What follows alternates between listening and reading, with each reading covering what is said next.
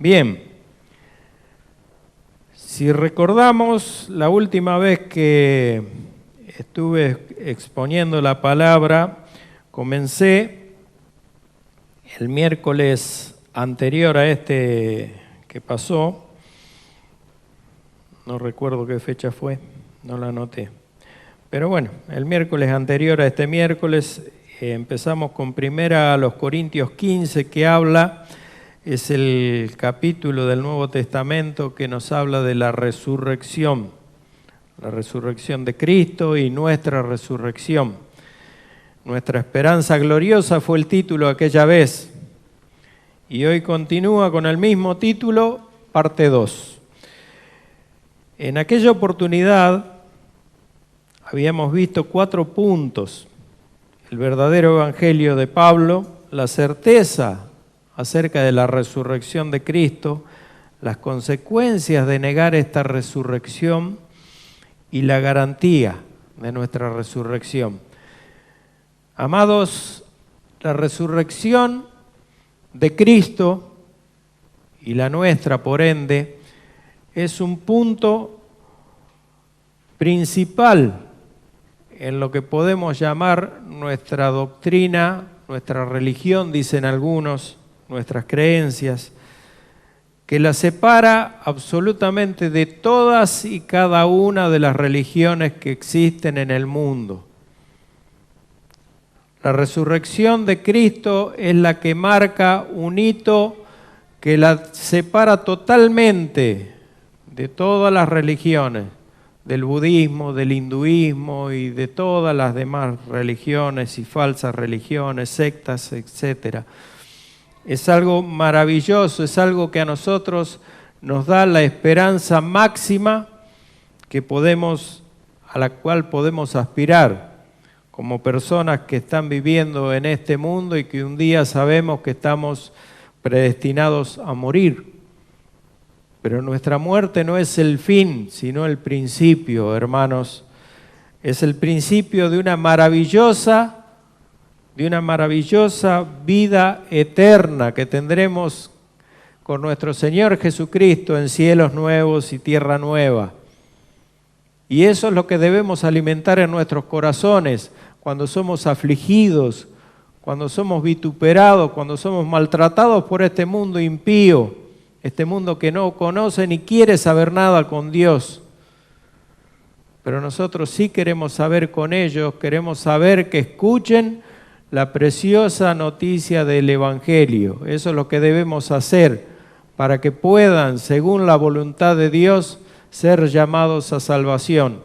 Todos los que Dios haya predestinado para esto, los cuales nosotros no conocemos. Como decía Spurgeon, yo no conozco a nadie que tenga ningún cartelito que diga soy elegido. Así que nosotros tampoco lo sabemos. Nuestro deber es predicar el Evangelio para que si Dios se apiada de ellos, porque la salvación es de Dios, los pueda traer a la salvación. Y espero que todos los que estemos aquí, que estamos aquí hoy, que Dios ha querido que estén, atesoren esto como una gran verdad, porque es una gran verdad. La palabra de Dios es la verdad, es la única verdad. Jesús dijo, yo soy el camino, yo soy la verdad y la vida. Nadie viene al Padre sino por mí. Entonces, esta verdad que Pablo detalla en 58 versículos del capítulo 15 de la carta a los Corintios, nos habla de esta esperanza gloriosa. Yo quería repasar lo que habíamos visto, esos 4 puntos, porque ¿por dónde empieza Pablo? Por el Evangelio, por el verdadero Evangelio, que contempla 3 hitos fundamentales. Son más en el desarrollo, pero son 3 fundamentales. Cristo murió por nuestros pecados, no murió en vano, nadie lo llevó a la cruz ni lo mató. Cristo murió voluntariamente por nuestros pecados, en sustitución, en expiación sustitutiva. Él se dio por nosotros para hacer la paz con Dios, que exigía en su justicia santa alguien que pague por el pecado. ¿Y quién podía hacerlo? Nadie más que un inocente. Y Jesucristo era ese inocente que pagó por nosotros. Y Cristo murió y fue sepultado, pero resucitó al tercer día. Y esto, hermanos, es el Evangelio. No hay Evangelio si no hay resurrección de Cristo. Acuérdense cuando prediquen el Evangelio. El Evangelio es la resurrección de Cristo. La culminación del Evangelio es la resurrección de Cristo, porque si no, Cristo no podía haber ascendido a los cielos y no podía ser hoy, si no vive, no podía ser nuestro intercesor. Y ese es el gran problema que habían tenido los corintios con respecto a la resurrección. ¿Por qué? Por mezclarse con ideas de los famosos saduceos que no creían en la resurrección y por meterse en las doctrinas, a creer, a tomar de las doctrinas de las filosofías griegas, de los famosos helenistas, los docetistas, que decían que no hay resurrección. Y los docetistas dicen, se acuerdan, no sé si se acuerdan, pero se los recuerdo, viene de la palabra doqueo, que quiere decir parecer. Decían que Cristo no había resucitado, sino que parecía tener un cuerpo humano. Pero Cristo resucitó, dice Pablo. Primicia de los que duermen ha sido hecho. Y ahora, hermanos, vamos a la segunda parte, que es la más larga, así que ténganme paciencia. Y ténganse paciencia, porque esto es maravilloso para los que aman a Cristo, para los que realmente creen en lo que la palabra de Dios dice y la atesoran en su corazón. Esta es la esperanza más gloriosa que nosotros tenemos después de haber recibido el Evangelio y haber creído, nuestra resurrección. Vamos a orar, a pedirle al Señor que nos ayude a mí en primer lugar para poder exponer la palabra correctamente y a ustedes para que les prepare su corazón para poder atesorar estas verdades. Amado Dios, bendito Padre Celestial, nuestro gran Dios misericordioso y bueno, gracias por la salvación que nos diste, Señor. Gracias por abrir el camino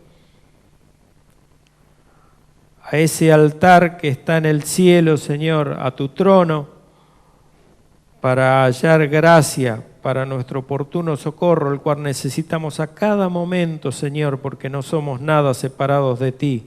Como dijo nuestro Señor Jesucristo, separado de mí nada podemos hacer, nada. Pero tú abriste ese camino, Señor, a través de la carne de Cristo. El velo se rasgó, Señor, y hoy ya no necesitamos intercesor, porque Jesucristo es nuestro intercesor ante el Padre. Por eso podemos venir confiadamente al trono de la gracia, y por eso estamos hoy aquí. Yo primeramente, Padre Santo, te pido que me uses como tú quieras, Señor, que pongas en mi boca la palabra justa, la palabra tuya que es la verdad, Señor, que pongas en los corazones de cada hermano, de cada convertido, Señor, esta verdad como el tesoro más precioso, que es nuestra resurrección, nuestro nuevo cuerpo glorificado, el cual nos dará Cristo cuando venga en su gloriosa segunda venida a buscar a su iglesia, Señor. Amamos esta verdad, deseamos, anhelamos con todo el corazón tu pronto regreso, Señor Jesucristo, porque amamos tu verdad, amamos tu palabra y creemos en todas tus promesas, Señor, y esta es la más maravillosa, el camino que nos toca recorrer.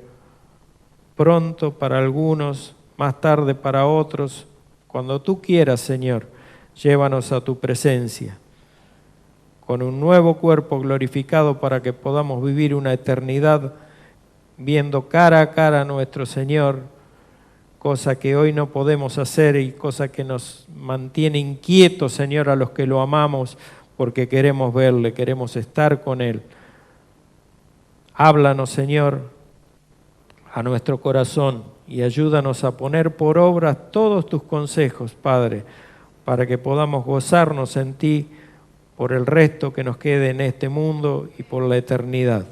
En el nombre de Cristo Jesús. Amén.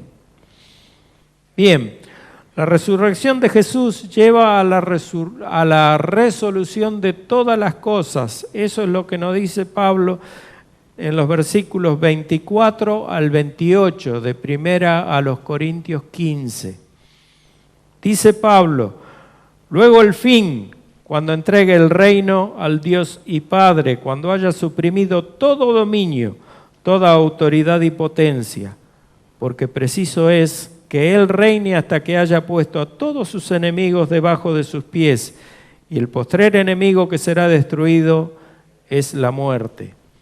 Porque todas las cosas las sujetó debajo de sus pies, y cuando dice que todas las cosas han sido sujetas a Él, claramente se exceptúa aquel que sujetó a Él todas las cosas. Pero luego que todas las cosas le estén sujetas, entonces también el Hijo mismo se sujetará al que le sujetó a Él todas las cosas, para que Dios sea todo en todos. Después de todo este trabalenguas que Pablo hace, la cuestión no es tan enredada, es realmente fácil. Lo que pasa es que no hay una forma muy clara de definir todo esto, porque es muy grande la obra de Cristo cuando Él culmine el tiempo de espera para su pronto regreso. En Efesios 1:10, si lo quieren buscar lo pueden leer, pero yo se los leo. Pablo revela el propósito eterno de Dios en la historia.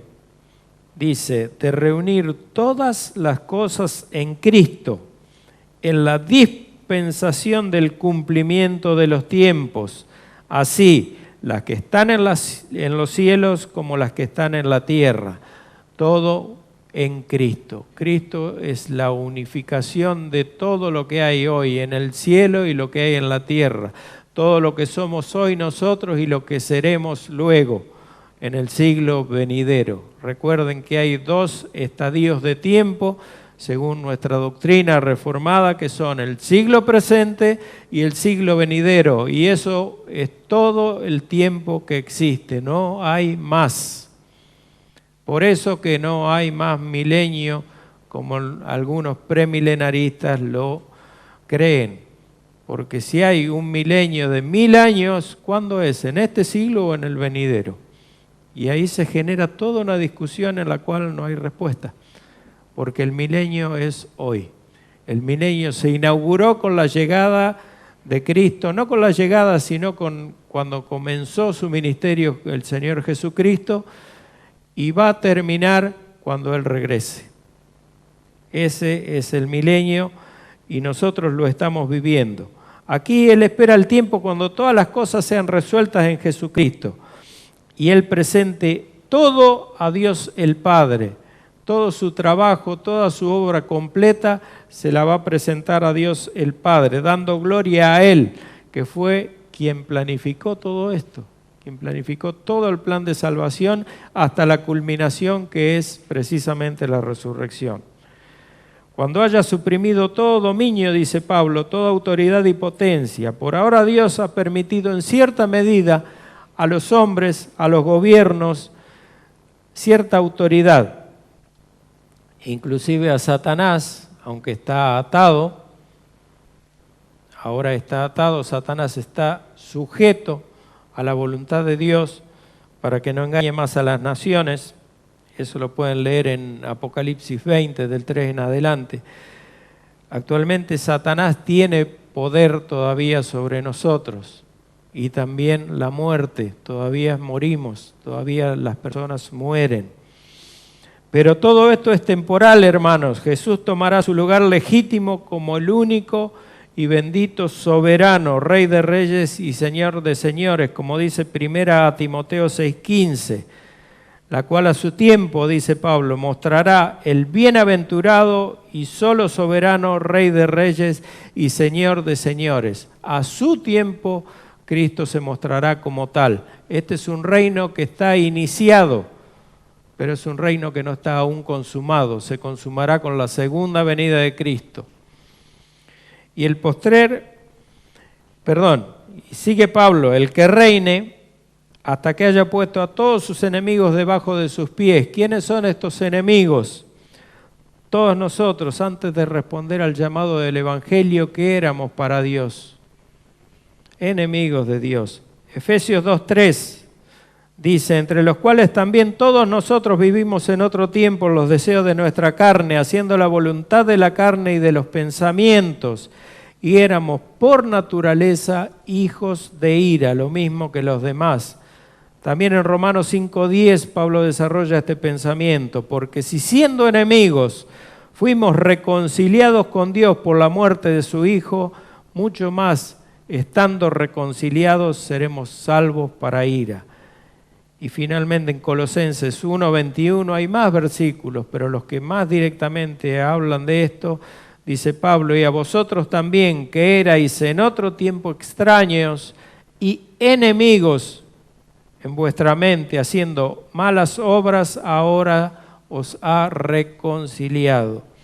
Éramos enemigos. El último enemigo, cuando sea puesto como estrado de los pies de Cristo, que venga en arrepentimiento y fe a Él, disparará la segunda venida preciosa de nuestro Señor, la que anhelamos. Por eso predique el Evangelio, hermanos. Llene Tucumán del Evangelio para que Cristo venga, por favor.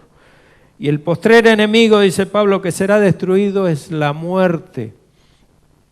La muerte estuvo presente durante todo este reino milenial de Jesús y lo estará hasta que Él venga. Pero después del juicio final, la muerte, dice Apocalipsis 20:14, será lanzada al lago del fuego. La muerte será lanzada al lago de fuego que arde con fuego y azufre. Verdaderamente es el postrer enemigo que será destruido, el último. Ya no habrá más muerte. Pablo nos recuerda algo importante. La muerte vino a causa de ¿quién? A causa de Adán, a causa de su caída, a causa de la desobediencia. Romanos 5:12 nos dice esto, por tanto, como el pecado entró en el mundo por un hombre y por el pecado la muerte, así la muerte pasó a todos los hombres, hombres y mujeres, por cuanto todos pecaron. La Biblia siempre habla del hombre como ser humano, genérico. No como estos payasos ahora que quieren buenos días a todos y a todas. Se supone que cuando uno habla de todo, habla de una totalidad. Todos es todo, no es otra cosa. Es una tontería. Primera a los Corintios 15:21, que ya habíamos leído el miércoles pasado, dice, por cuanto la muerte entró por un hombre, también por un hombre la resurrección de los muertos. O sea, hay un primer hombre que es Adán, que es el que trajo la muerte por su desobediencia. En el Edén, Cristo Dios se lo había revelado a Adán, si el día que de él comieres del fruto prohibido, ciertamente morirás. Y Dios cumple con su palabra, así que murió Adán y murió toda su descendencia, que somos nosotros.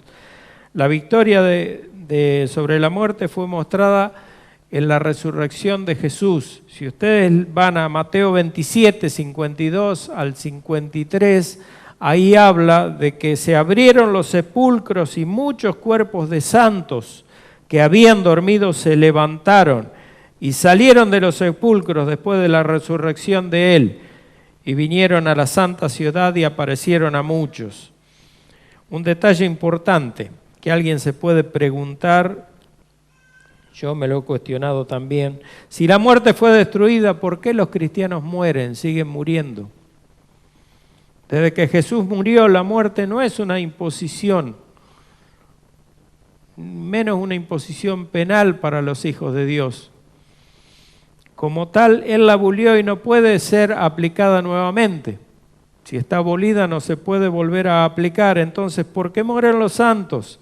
Simplemente porque este cuerpo es un cuerpo corruptible, es un cuerpo que necesita ser cambiado para vivir en una eternidad con Cristo en cielos nuevos y tierra nueva. No podemos vivir con este cuerpo, ni siquiera podemos mirar a Cristo a la cara, porque su gloria nos mataría. Nadie puede ver a Dios a la cara y vivir. Segundo, más razones para creer en el principio de la resurrección nos da Pablo desde el versículo 29 hasta el versículo 32. Dice Pablo, de otro modo, ¿qué harán los que se bautizan por los muertos si en ninguna manera los muertos resucitan? ¿Por qué pues se bautizan por los muertos? ¿Y por qué nosotros peligramos a toda hora? Os aseguro, hermanos, por la gloria que de vosotros tengo en nuestro Señor Jesucristo, que cada día muero. Si como hombre batallé en Éfeso contra fieras, ¿qué me aprovecha si los muertos no resucitan? Comamos y bebamos, que mañana moriremos. ¿Qué harán los que se bautizan por los muertos? ¿Qué significa? ¿Qué era ser bautizado por los muertos? Y acá me meto en un terreno donde más de 30 eruditos, varios más que 30 eruditos de la palabra de Dios no se han puesto de acuerdo, no han tenido una definición de qué significa. Clarke dijo sobre este versículo, este es ciertamente uno de los versículos más difíciles del Nuevo Testamento, el bautismo por los muertos. Porque a pesar de que los más grandes sabios hombres han laborado o trabajado para explicarlo, hasta el momento hay tantas interpretaciones diferentes como hombres que lo hayan tratado de interpretar existen. Cada cual tiene su propia opinión, puede sacar, tiene muchas aristas esto, muchos lados, pero yo le voy a dar mi pensar. El significado claro en el lenguaje original para mí es que algunas personas están siendo bautizadas a nombre de aquellos que han muerto. Es que el punto de Pablo es, si no hay resurrección de los muertos, ¿por qué están haciendo esto? ¿Cuál es el punto si no hay vida después de la muerte? La conclusión lógica es que es otra de esas supersticiones paganas que no están escritas en ningún lado por un Dios santo, un Dios que escriba verdad, como lo que tenemos aquí en la Biblia, y están creyendo cosas basadas posiblemente en la doctrina platónica del dualismo, entre tantas. En ese tiempo, en los tiempos de Platón, se creía que este cuerpo era la cárcel del alma, y cuando uno moría el alma se liberaba. Y así ya era libre el alma, por eso no querían que hubiera resurrección, porque ¿qué sentido tiene volver a encarcelar el alma en un cuerpo? De eso habla el dualismo. Después habla del bien y el mal y un montón de cosas, pero esencialmente es eso. Entonces, ¿por qué se bautizan por los muertos? Simplemente por una creencia pagana que no tiene ningún fundamento, como tantas leyendas urbanas que andan por ahí. Finalmente, el argumento concluyente de Pablo es, no hay forma que yo o cualquiera que los que predicamos a Cristo podamos vivir de esta manera, arriesgando nuestra vida, porque dice Pablo, cada día yo muero, porque está sujeto al peligro de muerte. Si no hubiera una esperanza futura de resurrección, de vida eterna, ¿cómo podría vivir yo de esta manera? Porque a mí me asustaría, yo escaparía de la muerte. No quiero morir porque es el fin. Sin embargo, Pablo dice, esto no es el fin. Y después dice, si los muertos no resucitan, comamos y bebamos, que mañana moriremos. Este es un pensamiento de los llamados epicúreos. Los epicúreos buscaban el máximo placer posible y toda la vida vivirla dentro de un esquema de placer máximo. Como epicureísmo se denomina un sistema filosófico fundado por un tal Epicuro, que tenía por objeto la búsqueda de la felicidad a partir del equilibrio de los placeres y la eliminación de los temores que causan ideas como el destino, los dioses o la muerte. Para los griegos había muchos dioses y ellos eran ciertamente moralistas desde alguna manera.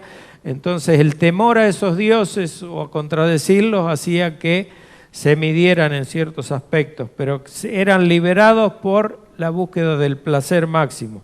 Es considerado una rama del hedonismo. El hedonista es aquel que busca vivir una vida sin problemas, una vida de relax, una vida de felicidad, de entretenimiento, que es ni más ni menos que lo que busca el mundo últimamente. Si ustedes prenden el televisor, es todo un 70, 80, 90% entretenimiento. Hoy hasta las noticias son entretenimiento. Porque hay una noticia de que murió tal persona en tal lugar porque fue asesinado, violado, lo que fuera, están una semana con esa noticia. ¿Para qué? Para entretener, para ganar dinero. ¿No? Hoy es el mundo del entretenimiento. Había un politicólogo de estos que era un humorista que me gustaba mucho a mí, Tato Bores, decía pan y circo. Eso es lo que quiere el mundo y eso es lo que tiene el mundo. Y hoy en casi todos los aspectos, dejando, como dicen los epicúreos, de lado a Dios, el temor a Dios. Y para no temer a Dios lo sacan del medio directamente. Hoy el mundo está así. Conocer la verdad acerca de la resurrección debería afectar la forma en que vivimos, hermanos. Eso dice Pablo en los versículos 33 y 34. No erréis, dice, las malas conversaciones corrompen las buenas costumbres. Velad debidamente y no pequéis. A esto es santificaos. Porque algunos no conocen a Dios, para vergüenza vuestra lo digo. No erréis, las malas conversaciones, ¿a qué se refiere? ¿De dónde sacaron su idea estos cristianos corintios? Ya lo dije anteriormente, lo sacaron de las creencias de los saduceos, porque eran los judaizantes, el grupo de los judaizantes, acuérdense, estaba compuesto por los fariseos, los saduceos y los herodianos. Estos judaizaban, o sea, querían hacerlo volver a las obras de la ley a aquellos que eran libres en Cristo. De esto habla abundantemente Pablo en la carta a los Gálatas. Ellos se tomaban de esas ideas y dejaban de creer en la verdad de la resurrección de Cristo. Y después también por querer vivir una vida como a ellos les parecía. Después en Hechos 17, del 31 al 32, tenemos una cita de Lucas que dice: pero cuando oyeron lo de la resurrección de los muertos, unos se burlaban, otros decían, ya te oiremos acerca de esto otra vez. Pablo en Atenas, en el Areópago, ¿se acuerdan cuando él predicó? Cuando llegó a la resurrección de Cristo, unos se burlaban, dice, y otros decían, ya te oiremos otra vez. ¿Por qué? Porque no querían, ellos no aceptaban eso, no aceptaban la resurrección. Ahora, hay una naturaleza del cuerpo resucitado que es muy diferente a esta naturaleza de nuestro cuerpo que tenemos hoy. Y dice Pablo, pero dirá alguno, ¿cómo resucitarán los muertos? ¿Con qué cuerpo vendrán? Todo esto, acuérdense, dentro de un marco de incredulidad. Hacían la pregunta como para ver qué respondía Pablo, pero esta es una pregunta que Pablo no contesta. Porque la respuesta es obvia. Es Dios quien resucita a los muertos. No es que el muerto resucita porque quiere o porque le parece. Pablo ante Agripa, no sé si se acuerdan, está en Hechos 26:8, dice, ¿se juzga entre vosotros cosa increíble que Dios resucite a los muertos? Sabemos que Agripa, según relata Lucas en el libro de los Hechos, estuvo a punto de convertirse. Dice, casi me convences, Pablo, pero no se convirtió. Pero se espantaba ante esta verdad que es la resurrección. Y cuando Pablo habla de la resurrección de los muertos, se espanta y ahí se corta el diálogo. Hay una analogía con la semilla que hace Pablo. En los versículos 36 al 38, dice, necio, lo que tú siembras no se vivifica, sino muere antes. Y lo que siembras no es el cuerpo que ha de salir, sino el grano desnudo, ya sea de trigo o de otro grano. Eso es lo que se siembra. Pero Dios le da el cuerpo como Él quiso y a cada semilla su propio cuerpo. Lo que ha de salir de la semilla que se siembra tiene el ADN de la semilla que se sembró, aunque es totalmente diferente. Así es la verdad, eso es un milagro. Si ustedes ven una semilla de lo que sea, de melón, de manzana, de zapallo, de lo que fuere, ahí adentro hay vida y puede estar años guardada en un sobre de papel y usted la planta y eso vive. Eso es un milagro y lo que sale no es la semilla. ¿Qué sale? Una planta, algo que es totalmente diferente a esa semilla, y eso lo hace Dios, hermanos. Eso lo hace Dios. Lo que tú siembras, dice Pablo. Aquí Pablo dice que nuestros cuerpos son como semillas, las cuales germinan. ¿Germinan cómo? En cuerpos de resurrección. Nuevos cuerpos glorificados. Cuando se entierra el cuerpo de un creyente, está sembrándose una semilla, la cual saldrá de la tierra como un cuerpo de resurrección cuando reciba el llamado del Señor, que será cuando Él vuelva en gloria, en el tiempo que se da en llamar en 1 Tesalonicenses 4 el arrebatamiento. En ese momento resucitaremos. Y lo que siembras no es el cuerpo que ha de salir, dice Pablo, pero Dios le da el cuerpo como Él quiso y a cada semilla su propio cuerpo. Cuando plantas una semilla de trigo no sale una semilla más grande, sale una planta de trigo. Así que a pesar de que nuestros cuerpos de resurrección vienen de nuestros cuerpos presentes, porque de aquí salen, nuestro ADN permanece, no deberíamos esperar que sean los mismos cuerpos, sino cuerpos glorificados, es decir, totalmente transformados. Y ahora viene una analogía que hace Pablo en el versículo 39 al 41. 3 versículos donde dice, no toda carne es la misma carne, ya hablando del cuerpo, cuerpos celestiales o naturales, sino que una carne es la de los hombres, otra carne es la de las bestias, otra la de los peces, y otra la de las aves. Acá está haciendo una analogía con la creación, los animales. Y hay cuerpos celestiales y hay cuerpos terrenales, pero una es la gloria de los celestiales y otra la de los terrenales. Una es la gloria del sol, otra la gloria de la luna y otra la gloria de las estrellas, pues una estrella es diferente a otra en gloria. Vamos a ver el tema de la carne. Hay todo tipo de cuerpos diferentes en la creación de Dios. Lo sabemos. Estamos nosotros, los seres humanos, somos todos diferentes unos de otros. Hay algunos que son muy parecidos, otros que se diferencian mucho.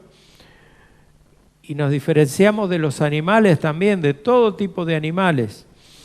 Nuestro cuerpo de resurrección será un cuerpo celestial, porque hay cuerpos naturales, dice Pablo, y cuerpos celestiales. Nuestro cuerpo será un cuerpo celestial, adecuado para la nueva tierra y los nuevos cielos, junto a nuestro Señor. El cuerpo de carne del hombre es habitado por un alma que tiene dos características. Es racional y es inmortal. No así los animales, que tienen un espíritu de vida, pero una vez que mueren, ya desaparecen los animales. Su alma no va de nuevo al Creador. Que sepamos, la Biblia no dice eso. Pero sabemos que los animalitos tienen alma, pero esa alma desaparece en el momento de la muerte. Ellos son separados, su cuerpo de su alma, y se terminó. Pero nosotros somos racionales, seres pensantes que tenemos conciencia. Y según nos afirma la Biblia, por ejemplo, en el relato del rico y Lázaro, cuando nosotros morimos vamos directamente como creyentes a la presencia de Dios, y los no creyentes, los impíos, van al castigo eterno, instantáneamente. Pero nuestra alma sigue consciente, ni duerme, ni es aniquilada, como sostiene, por ejemplo, uno de los adventistas del séptimo día, dice, creen en el aniquilacionismo, o sea que el alma es aniquilada cuando uno muere. Otros dicen que el alma duerme. ni duerme ni es aniquilada. El alma sigue viva y sigue consciente por toda la eternidad. En cuanto a la gloria, dice, una es la gloria del sol, otra la de la luna, otra la de las estrellas, y cada una diferente en gloria. No sabemos, la verdad no sabemos, la Biblia no aclara esto, si habrá diferentes grados de gloria para los cristianos glorificados en el cielo. Ya sea que haya grados de gloria o no lo haya, lo sabremos cuando lleguemos a ese momento, antes no. Lo cierto es que nada es comparable a la gloria de Cristo, amén. Y nosotros seremos semejantes a Él en nuestros nuevos cuerpos, como dice Juan, 1 de Juan 3:2. Dice, amados, ahora somos hijos de Dios, dice Juan, y aún no se ha manifestado lo que hemos de ser, pero sabemos que cuando Él se manifieste seremos semejantes a Él, porque le veremos tal como Él es. Esa es nuestra esperanza gloriosa. Comparación de los dos tipos de cuerpo, versículos 42 al 44. Así también es la resurrección de los muertos. Se siembra en corrupción, resucitará en incorrupción. Se siembra en deshonra, resucitará en gloria. Se siembra en debilidad, resucitará en poder.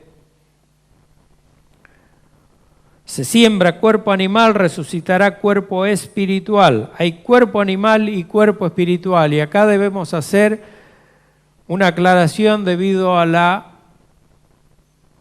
traducción de la Reina Valera que hace del cuerpo, porque nos podemos confundir. Nosotros no tenemos un cuerpo animal. Los animales ya dijimos que son diferentes a nosotros. Nosotros tenemos un cuerpo natural, sería una traducción más apropiada.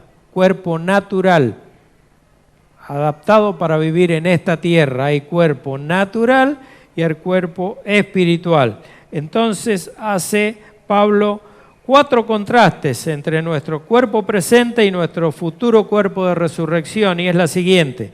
Dice, la incorrupción triunfa ¿sobre qué? Sobre la corrupción, que es la actual. La gloria triunfa sobre la deshonra. El poder triunfa sobre la debilidad, que es la que hoy tenemos. Sabemos que somos muy frágiles nosotros como seres humanos. Si no, vean lo que está pasando con el tema de este virus. Desgraciado. Lo espiritual, dice Pablo, triunfa sobre lo animal. En vez de animal dijimos que es más correcto hablar de cuerpo natural. O sea, lo espiritual sobre lo natural. Resucitará en incorrupción, resucitará en gloria, resucitaremos en poder, hermanos. Aleluya, gloria a Dios por esto. Esto es algo que nosotros solamente tendremos. Esa es la recompensa por la cual nosotros debemos perseverar en la fe. Conclusión, nuestro cuerpo de resurrección será espiritual y eternamente glorioso. Grabémoslo en nuestra mente, en nuestro corazón a esto. Dice Matthew Poole fue un sobresaliente teólogo y erudito presbiteriano inglés del siglo XVII. Según se dice, nadie alcanzó en sabiduría a este prolífico hombre al que Dios usó grandemente para su gloria. Dice Matthew Poole, no hay nada más desagradable, sin atractivo y hasta repugnante que un cuerpo muerto. Pero eso no será así cuando sea levantado de nuevo. Entonces será un cuerpo hermoso y apuesto. Nos levantaremos en una edad plena y perfecta. Algunos opinan que como Adán fue creado en la plenitud de la edad, en la plenitud de vida, alrededor de los 30, 32 años, una cosa por el estilo, dicen algunos. Y sin aquellos defectos, mutilaciones o deformidades que puedan hacer que nuestros cuerpos parezcan desagradables. No vamos a estar arrugados con la carne que se nos cae, con la panza por allá, hechos un desastre. Al pastor que le duele las rodillas y a mí también, o más que a él, no sé, pero estamos mal de las rodillas. Eso, hermanos, va a ser un recuerdo del pasado, un mal recuerdo, tal vez ni tengamos el recuerdo ese. En palabras de puritano John Trapp, 3 destellos de gloria del cuerpo se han visto. Una en el rostro de Moisés, La segunda en la transfiguración de Cristo. Y la tercera cuando Esteban fue apedreado, que veía que se abría el cielo y veía a Jesús sentado en su trono. Fueron las tres manifestaciones de gloria que pudimos apreciar como seres humanos en este siglo antes de ser glorificados.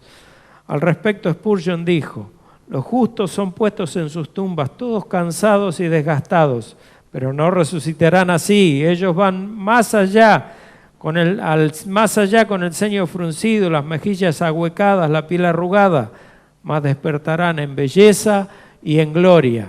Amén a esto. Los dos Adanes y sus cuerpos en el versículo 45-49. Ya vamos terminando. Así también está escrito, dice Pablo: fue hecho el primer hombre, Adán, alma viviente; el postrer Adán, espíritu vivificante.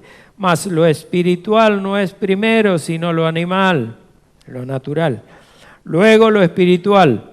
El primer hombre es de la tierra, terrenal. El segundo hombre, que es el Señor, es del cielo. ¿Cuál el terrenal? Tales también los terrenales. ¿Y cuál el celestial? Tales también los celestiales. Y así como hemos traído la imagen del terrenal, traeremos también la imagen del celestial. El primer hombre perfecto, que fue Adán, hasta que cayó, nos dio un cuerpo natural, que es el que tenemos. El segundo hombre perfecto, que es Cristo nuestro Señor, el postrer Adán, nos dará otro tipo de cuerpo, el cuerpo definitivo, glorificado, espiritual. Él es el espíritu vivificante, dice Pablo. Todos hemos llevado esta vida adelante en este cuerpo, en este estuche del alma que nos dio Adán. Y aquellos que ponen su confianza en el postrer Adán, en Cristo nuestro Señor, también llevarán en la eternidad su imagen resucitada. Para los creyentes la promesa es segura. Traeremos también la imagen del celestial. En Filipenses 3:21 Pablo repite el tema y nos dice: el cual transformará el cuerpo de la humillación nuestra, que es este, para que sea semejante al cuerpo de la gloria suya, por el poder con el cual puede también sujetar a sí mismo todas las cosas. El cuerpo de resurrección de Jesús era material y podía comer. Era material y podía comer. Lucas 24, 39 al 43 dice: mirad mis manos y mis pies, que yo mismo soy. Palpad y ved, porque un espíritu no tiene carne ni huesos, como veis que yo tengo. Y diciendo esto, le mostró las manos y los pies. Y como todavía ellos de gozo no lo creían y estaban maravillados, les dijo: ¿tenéis aquí algo de comer? Entonces le dieron parte de un pez asado y un panal de miel, y él tomó y comió delante de ellos. Luego en Lucas 24, 31 dice: entonces fueron abiertos los ojos y le reconocieron, mas él se desapareció de su vista. Mientras ellos aún hablaban estas cosas, Jesús se puso en medio de ellos. Lucas 24, 36 y 37 sigue relatando. Jesús se puso en medio de ellos y le dijo: paz a vosotros. Recuerde que estaban en el aposento alto con las puertas cerradas. Entonces, espantados y atemorizados, pensaban que veían un espíritu. En realidad veían un cuerpo glorificado, veían a Jesús con un cuerpo palpable, un cuerpo que podía comer, un cuerpo que era sólido, que tenía carne, que tenía huesos, pero era un cuerpo especial.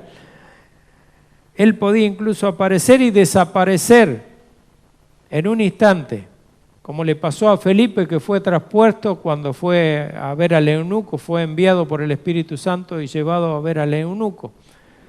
Aunque no estaba glorificado Felipe, pero eso para Dios es posible. O sea que es algo que nosotros tendremos esa capacidad de teletransportación, como en Viaje a las Estrellas. ¡Ping! Desaparecemos de acá, aparecemos en otro lugar. Yo anhelo, yo quiero ser glorificado. La necesidad de la resurrección la vemos en los versículos 50 al 53.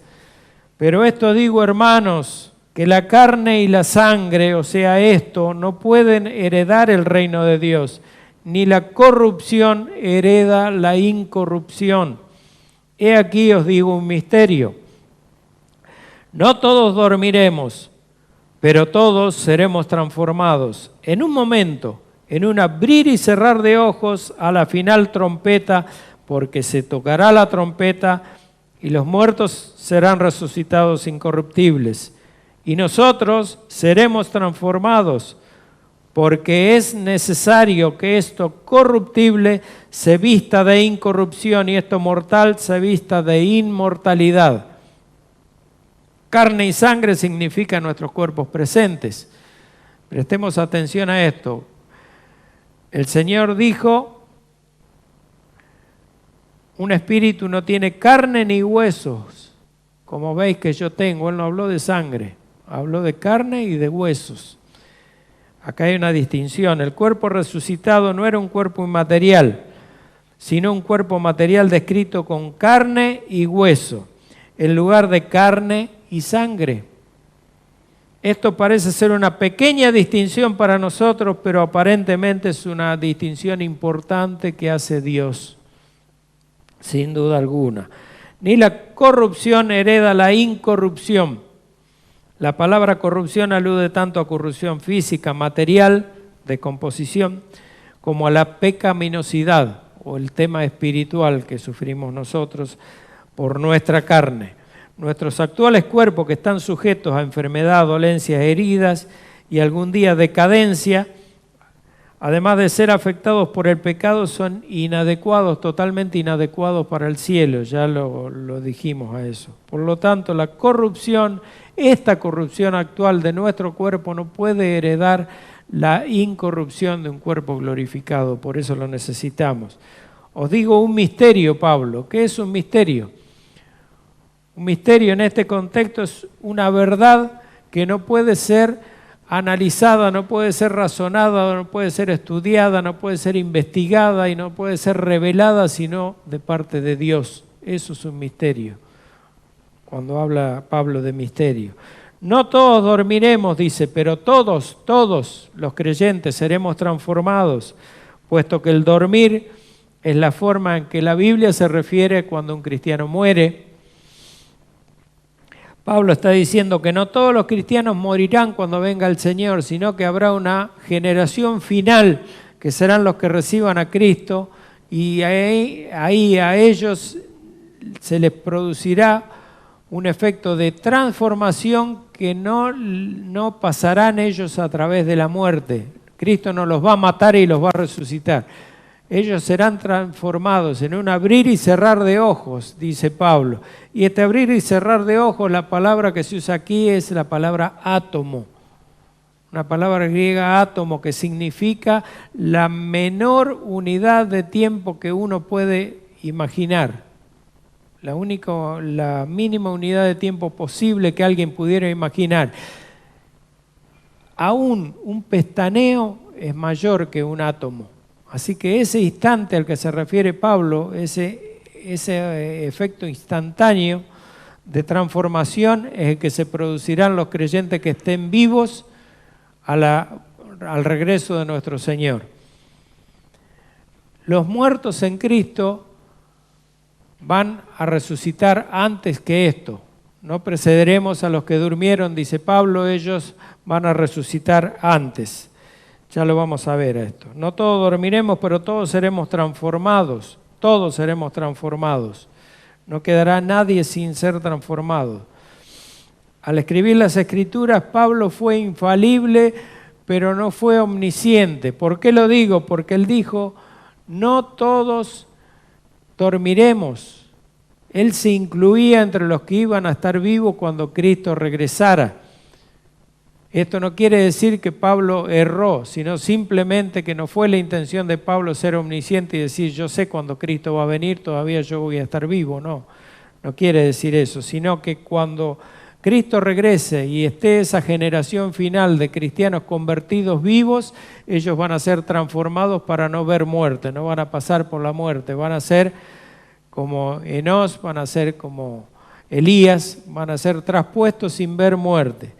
En un momento, en un abrir y cerrar de ojos, ya lo explicamos, y así en 1 Tesalonicenses 4, 15 al 18, que es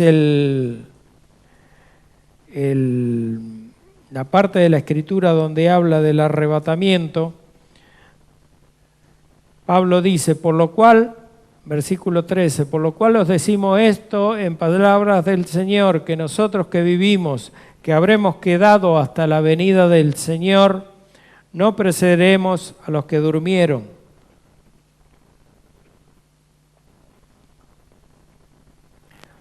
Porque el Señor mismo, con voz de mando, con voz de arcángel y con trompeta de Dios, descenderá del cielo y los muertos en Cristo resucitarán primero. Primero es la resurrección de los muertos en Cristo. Luego la transformación de los que hayamos quedado. Luego, dice nosotros, los que vivimos, los que hayamos quedado, seremos arrebatados juntamente con ellos en la nube para recibir al Señor en el aire.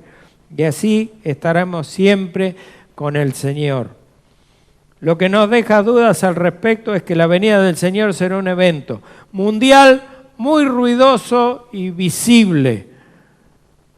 Lo digo por aquellos que aún creen en ese rapto secreto, que Cristo va a venir y en un rapto secreto se va a llevar a los que son suyos por 7 años y después de los 7 años va a volver con los suyos para acá. Si fuera así es el caso, estamos contradiciendo lo que dice la Escritura, porque la Escritura dice que nadie conoce el tiempo, ni la hora, ni el día de su venida, de su segunda venida. Y si fuéramos arrebatados 7 años antes, yo cuento y digo 7 años, ya se cumplieron 7 años, Cristo viene mañana. Eso es una cosa que no está bien. Eso es un pensamiento que, si bien se adapta a ciertas cuestiones que hacen a la doctrina dispensacionalista, no es la verdad.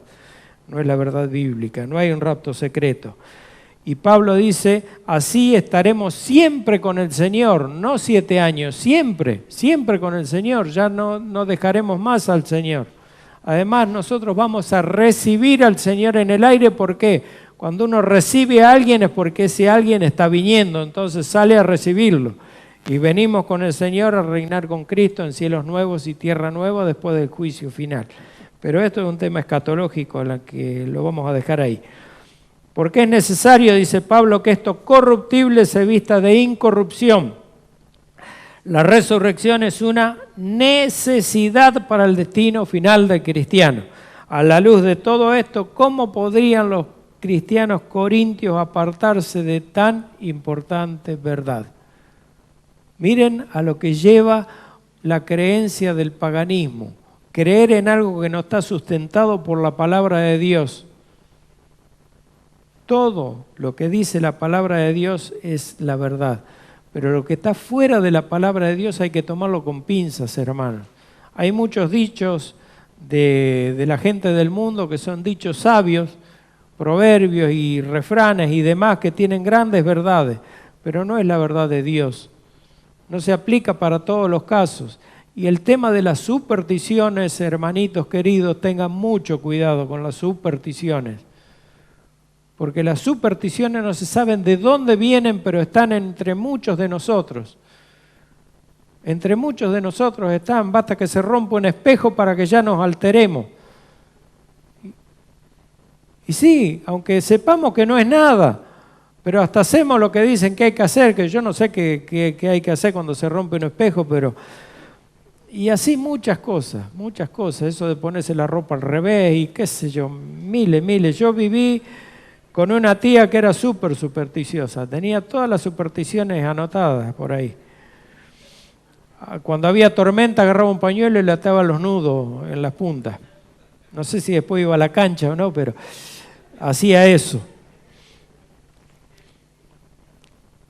Como último versículo 54 al 57, antes de la conclusión, Pablo dice que la resurrección es la derrota final de la muerte.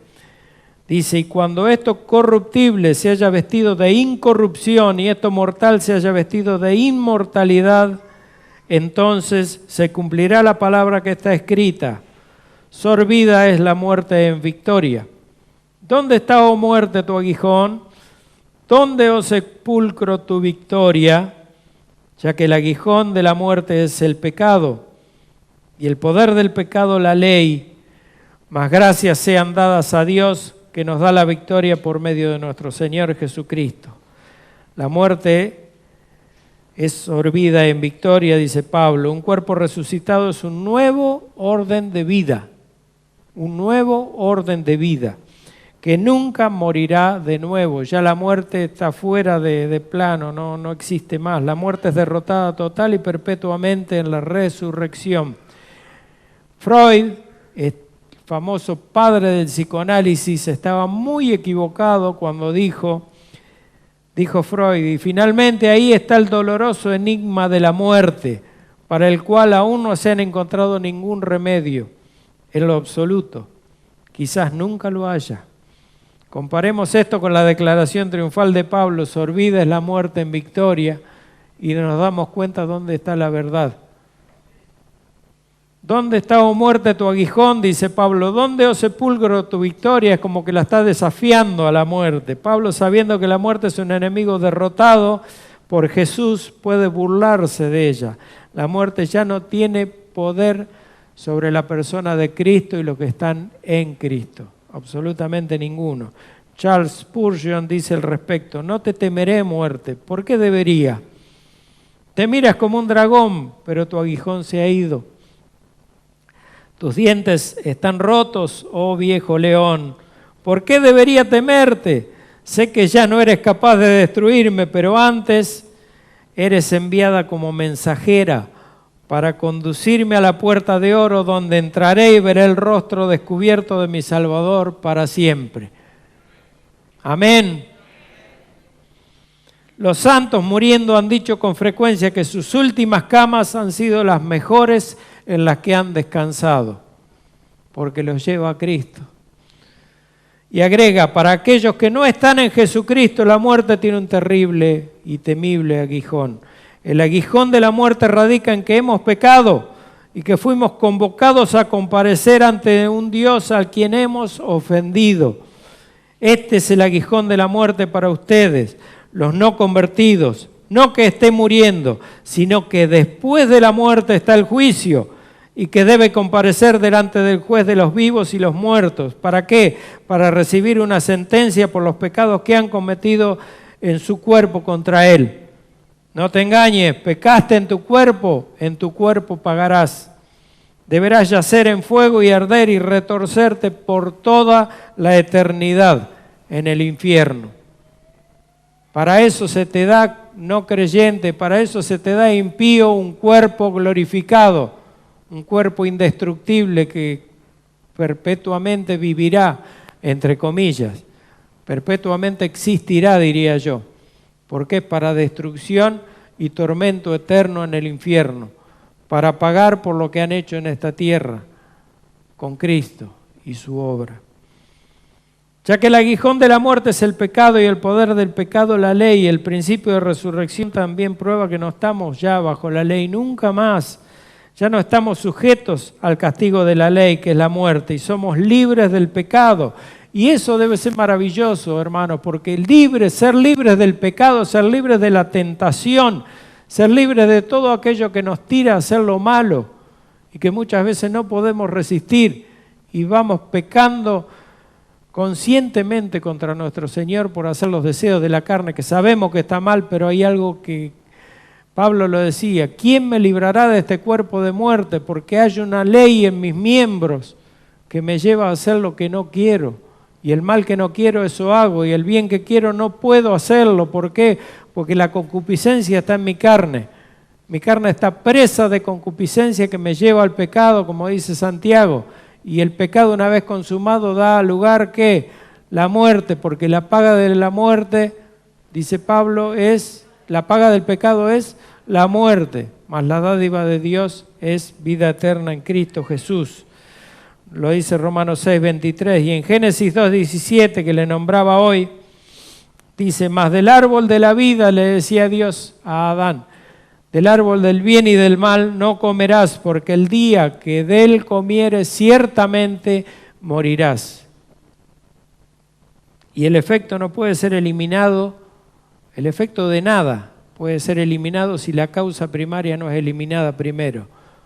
O sea, el efecto que produce la muerte en nosotros no puede ser eliminado si primero no es eliminado ¿qué? La muerte. Y eso es lo que va a hacer Cristo. Para otros, para nosotros hay una resurrección de vida, entonces en conclusión, y para los impíos hay una resurrección de eternidad vívida, presente, pero para condenación, lamentablemente. Aplicación final, nuestro destino de resurrección significa que debemos estar firmes en el Señor, trabajando siempre hasta el final de nuestros días. El versículo 58 dice así: así que, hermanos míos, amados, estad firmes y constantes, creciendo en la obra del Señor, cuando siempre, sabiendo que vuestro trabajo en el Señor no es en vano. Hoy, para la gente del mundo, nuestro trabajo en el Señor es una cosa de locos. Estos están locos lo que hacen. Mirá cómo se reúnen, cómo alaban, cómo esto, cómo lo otro, cómo trabajan, cómo le dan la plata al pastor. Mucha gente me lo ha dicho a mí. Vos sos me dijeron cosas, ¿no? Como dice el mundo. Vos vas allá para que te saquen la plata. No, yo no voy allá para que me saquen la plata. Puedo ir y no dar nada, pero eso nace de mí, el dar. Pero bueno, a un inconverso no se le puede hablar de diezmo, no se le puede hablar de nada, de ofrenda, absolutamente de nada. Yo sé lo que he creído, yo sé en lo que creo y cada uno sabe en lo que cree y cada uno dice como dispuso en su corazón, no con tristeza ni por obligación.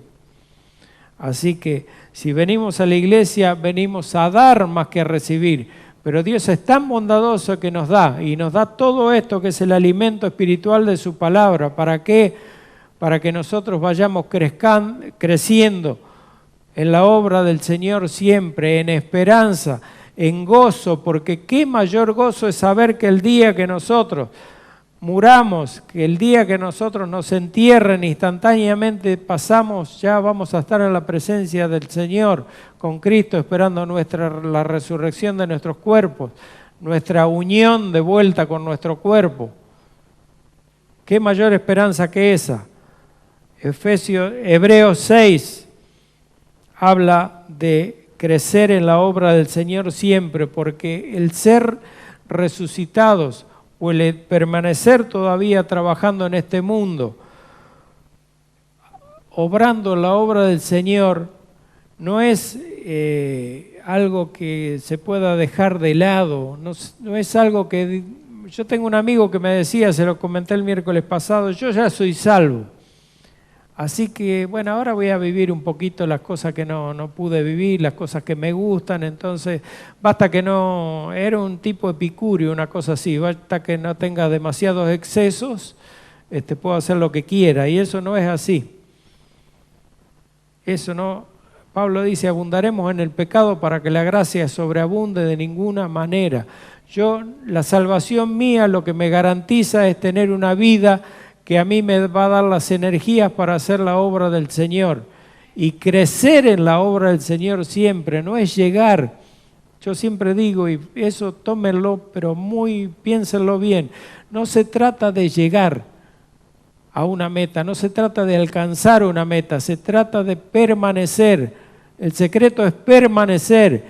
Y Deming, que es una persona del mundo, pero un sabio de este mundo, que no era convertido hasta mientras yo sé, pero enseñaba algo que se llama mejoramiento continuo, que es una materia que yo daba en la fábrica de manera secular. Dice que el que no avanza, la vida es un plano inclinado y vamos hacia arriba siempre, y la vida de cristiano es así.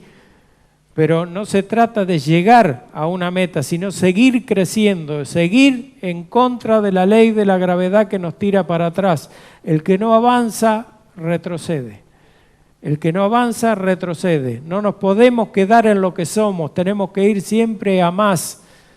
Si hoy yo leí 2 versículos de la Escritura, mañana tengo que leer 4, Si yo estudié un capítulo de memoria, mañana tengo que leer otro capítulo y tratar de memorizarlo y así creciendo. Si hoy di esto para el Señor, si presenté mi cuerpo como sacrificio vivo, como dice Romanos 1, y no me conformé a este siglo, como dice Romanos 12:2, mañana tengo que ser mejor, tengo que dar un sacrificio mayor. Y así es la vida de cristiano, creciendo en la obra del Señor siempre, sabiendo que vuestro trabajo en el Señor no es en vano, no es un trabajo que hago yo para el mundo, lo estoy haciendo para Dios. Y Dios dice, no es injusto, Hebreos 6:10, para olvidar vuestra obra y el trabajo de amor que habéis mostrado hacia su nombre, habiendo servido a los santos y sirviéndoles aún. Él, nuestro Dios, nuestro Señor, mostrará su memoria de nuestra labor y trabajo de amor cuando en la resurrección, hermanos. Así que demos gracias a Dios por esta maravillosa esperanza que nos ha dejado, esta maravillosa verdad. Además de una esperanza, es una verdad. La resurrección de los muertos, de las cuales nosotros, como cristianos verdaderamente convertidos a Cristo, somos. Recuerden que la palabra dice en dos lugares, en Mateo 10:22 y en Mateo 13:32, dice, el que persevere hasta el fin será salvo. Y no es que las obras de perseverar lo salven, sino que es la garantía de su perseverancia que lo da Dios. 1 Pedro 1:3 lo dice. El Dios que nos da la perseverancia, esa fuerza para perseverar, es la que nos garantiza que nosotros somos salvos. Si no llegamos al final de nuestros días perseverando, es porque no hemos alcanzado la salvación. Así que cada uno, como dice Pablo, también examínese a sí mismo si está en la fe.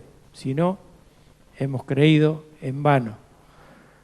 Amado Padre Celestial, nuestro buen Dios, nuestro Señor, nuestro Rey, aquel que nos ha prometido y nos ha cumplido, aquel que nos ha llamado para salvación, aquel que nos ha justificado para ya no ver muerte nunca más, para ser semejantes a Cristo, aquel que nos da esa preciosa promesa de la resurrección como Cristo resucitó, hoy nos pide que seamos perseverantes en tu obra, perseverantes y creciendo en esa obra de amor por la cual fuimos salvados y para lo cual fuimos salvados. Señor, no te olvides de aquellos que están hoy perdidos, que están con la mente confundida, que tienen un corazón que ha decaído en su fe. Avívalos, Señor, tráelos de vuelta. Obra en sus espíritus, Señor, en sus almas, que se han dejado llevar por su falta de madurez, Señor, por su falta de crecimiento, por su falta de constancia, por su falta de potencia, Señor. Avívalos, tráelos de nuevo a la vida, tráelos de nuevo a la luz. Que esto para el día de mañana no sea más que un mal sueño, Señor, y que ellos puedan gozar y disfrutar de la potencia de tu Espíritu Santo, fortaleciendo sus huesos, Señor, fortaleciendo su alma, fortaleciendo su fe, sabiendo en quién han creído, en alguien que no será injusto olvidando su obra para Él, sino que alguien que nos dará las coronas de vida, la corona de gloria, Señor, las cuales arrojaremos a sus pies cuando estemos en la eternidad junto a Él. Gracias, Señor, por tu palabra. Gracias, Señor, por esta esperanza maravillosa. Gracias, Señor, porque tu palabra es verdad.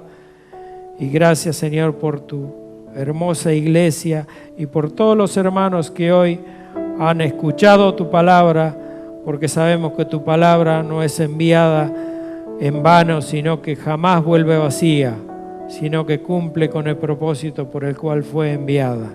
Bendito sea tu nombre, glorificado sea siempre tú, porque eres quien merece toda la gloria y la honra. En el nombre precioso de Cristo nuestro Señor. Amén y amén. Gracias, hermanos.